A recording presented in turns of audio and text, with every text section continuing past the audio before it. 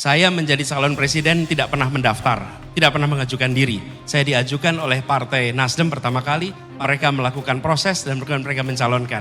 Habis itu kemudian PKS, kemudian PKB. Anies kelihatan kayak anak kecil saat ditanya Najwa. 3 bakal capres hadir di acara Najwa Shihab bertajuk 3 baca pres bicara gagasan di UGM beberapa hari lalu. Loh iya dong, saya sebut dong, masa nggak disebut? Ketika akhirnya memutuskan Gus Imin menjadi pasangan. Yang tampak di publik keputusan ini diambil oleh Bapak Surya Paloh selaku Ketua Umum Nasdem. Dan Anda hanya ditugaskan untuk menjalankan keputusan itu selayaknya seorang petugas partai. Selayaknya seorang petugas partai. Pada waktu itu, Pak Surya Paloh itu berada dalam situasi yang ditawarkan itu bukan solusi. Dan saya kemudian melaksanakan, yaitu namanya petugas. Dan saya harus mengikuti, ya namanya petugas partai. Tapi kalau sesuatu yang sesuai dengan kebutuhan kita, bisa muncul nama itu dari mana saja. Dan saya harus melaksanakannya, maka saya petugas partai. Semata-mata menjalankan. Semata-mata menjalankan. Udah ada buktinya kan? Bapak bisa lihat buktinya banyak. Udah ada buktinya.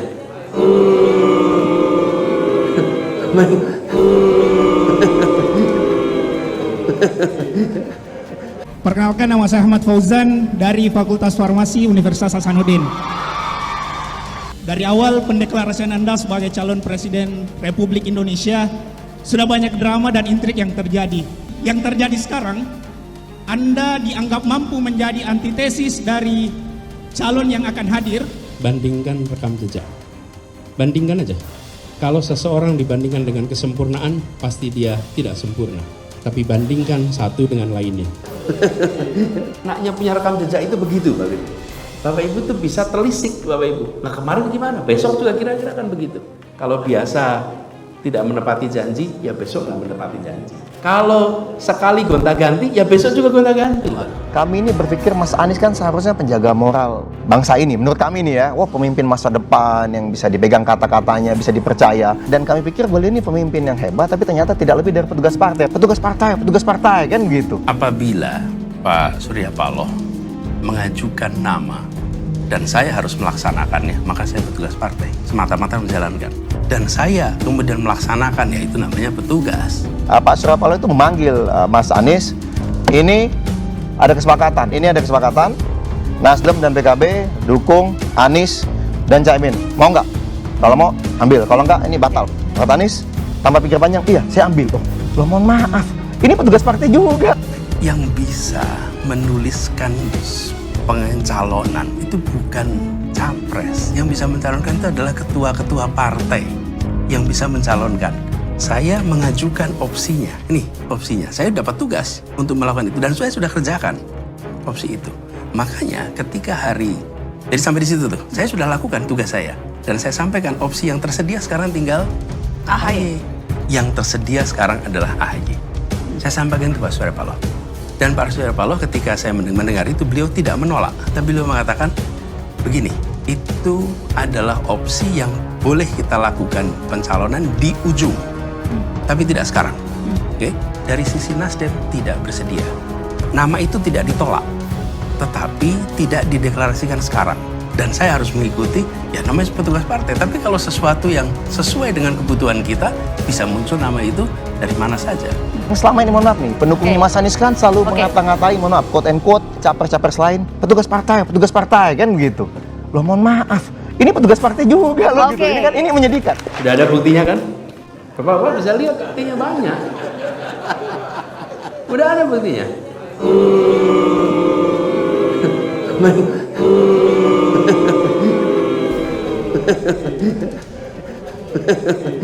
Naknya punya rekam jejak itu begitu, Bapak Ibu.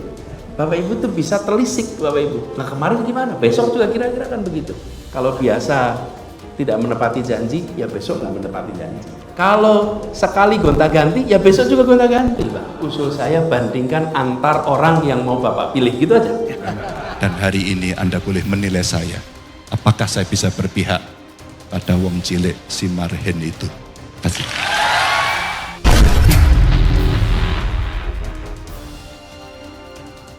Jadi Anies adalah capres yang pertama kali dideklarasikan sejak Oktober 2022. Dia yang paling duluan keliling-keliling Indonesia dan menyapa rakyat meskipun banyak yang agak males juga. Lalu Najwa bertanya pada Anies sudah habis berapa. Anies malah bilang, mudah-mudahan penonton yang hadir bersedia untuk menyumbang. Najwa terkenal sebagai orang yang penasaran dan ngotot kalau jawaban peserta tidak memuaskan. Najwa tanya Anies lagi, uang tunai sangat perlu untuk kampanye karena biaya politik sangat mahal.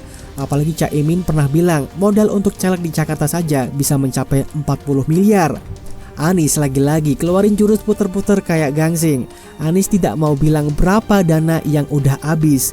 Dia cuma bilang koalisinya tidak ada rencana mengumpulkan uang. Ah, masa sih? Apa kalian percaya? Anies bilang dana didapat dari 600 relawan yang melakukan kegiatan pengumpulan dana di tempatnya masing-masing.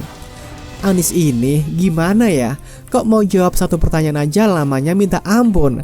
Padahal mudah aja menjawab pertanyaan dari Najwa. Perkenalkan, nama saya Ahmad Fauzan dari Fakultas Farmasi Universitas Hasanuddin. Dari awal pendeklarasian Anda sebagai calon Presiden Republik Indonesia, sudah banyak drama dan intrik yang terjadi. Yang terjadi sekarang, Anda dianggap mampu menjadi antitesis dari calon yang akan hadir. Bandingkan rekam jejak. Bandingkan aja. Kalau seseorang dibandingkan dengan kesempurnaan, pasti dia tidak sempurna. Tapi bandingkan satu dengan lainnya. Kalau saya ditanya sudah habis berapa, saya langsung bilang saya tidak bisa bilang nominalnya. Itu adalah konsumsi internal yang tidak perlu dipublikasikan ke publik. Sama kayak kita ditanya soal gaji atau omset bisnis, siapa yang mau kasih tahu nominalnya? Paling cuma bilang, gaji cukup lah untuk kebutuhan sehari-hari, omset bisnis lumayan lah, bisnis oke lah, lancar-lancar, gitu aja. Jarang ada yang mau frontal, gaji saya 20 juta loh, kecuali sama teman yang sangat dekat ataupun keluarga. Tapi Anies muter-muter, keliling-keliling kayak wali kota lagi inspeksi jalan kota. Ditanya apa, jawabannya apa. Tinggal jawab aja, saya tidak bisa membeberkan jumlahnya, titik, selesai. Buang-buang waktu aja, alihkan pembicaraan. Anies suka kasih teka-teki supaya orang-orang pusing dan pingsan. Saya rasa tingkat kesulitan untuk memahami Anies bicara lebih sulit ketimbang ikut kuis teka-teki Cak Lontong. Bayangkan, kalau seandainya Anies jadi presiden, negara pasti ada banyak masalah. Tiap hari kepala pasti pusing. Bayangkan Anies ditanya tiap hari, cara dia jawab sama aja malu-maluin nama jabatan seorang presiden. Jawab pertanyaan aja, malah makin rumit. Gimana mau selesaikan masalah? Anies terbukti tidak punya landasan berpikir yang logis. Selain itu dia kayak nggak paham apa yang ditanyakan orang lain. Dia nggak menguasai permasalahan, makanya jawabnya muter-muter. Anies pernah bilang dia belanja masalah saat keliling ke beberapa daerah dan mendengar keluhan warga. Istilahnya keren, belanja masalah. Belanja buat apa? Palingan ujung-ujungnya masalah itu dibuang di tengah jalan kalau tidak kepikiran solusinya. Bagaimana menurut Anda?